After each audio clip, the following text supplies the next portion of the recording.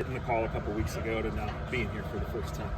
I've been on an emotional high ever since. So, it was always a building up to this point and just making sure that I could, put myself in a position to hear my name called. So now I'm riding high on those emotions and ready to attack camp with that same energy. As Saturday went on, did you think you were going to get drafted? I always approached it with, the worst expectation. And then if you hear something great, just think of it as a hell of a blessing. So that's how I looked at it. I wanted to make sure I had things in line. I have my family, so, I'm not just thinking of things on a whim.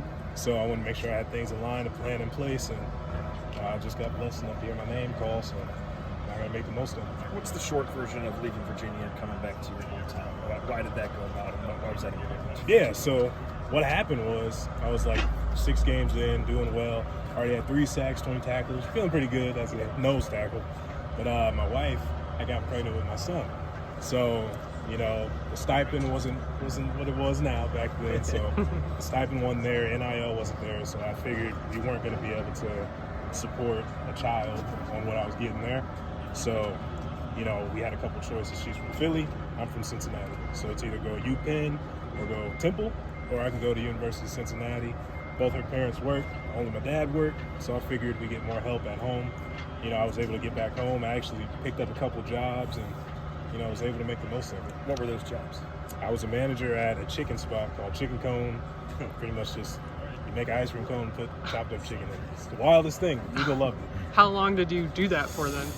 It was during the off season, so pretty much during the summer and into the winter I would work there. And my manager, Kenny, great guy.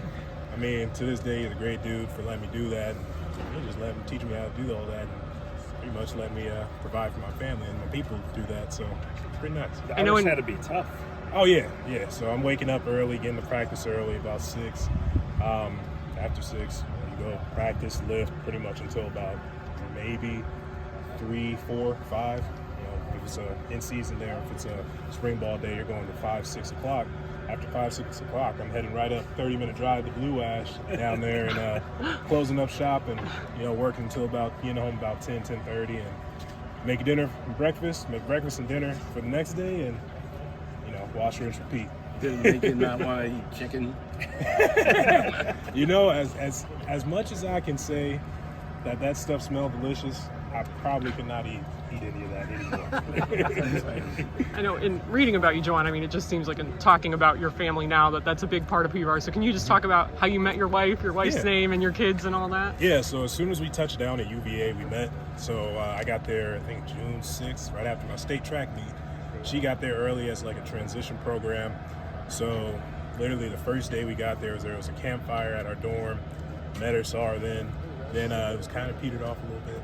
But then it ran back up and, we kind of got there into the second year of the season. My son popped out, so I was like, well, time to grow up. And, after that, we convened together, made a pros and cons list of staying versus leaving. So we decided that it'd be best to leave. Left, went to Cincinnati, and I figured it would only be right. And, well, hey, you already are having my son. Let's get married. So that's kind of how things fell into place, and we've been killing it since then.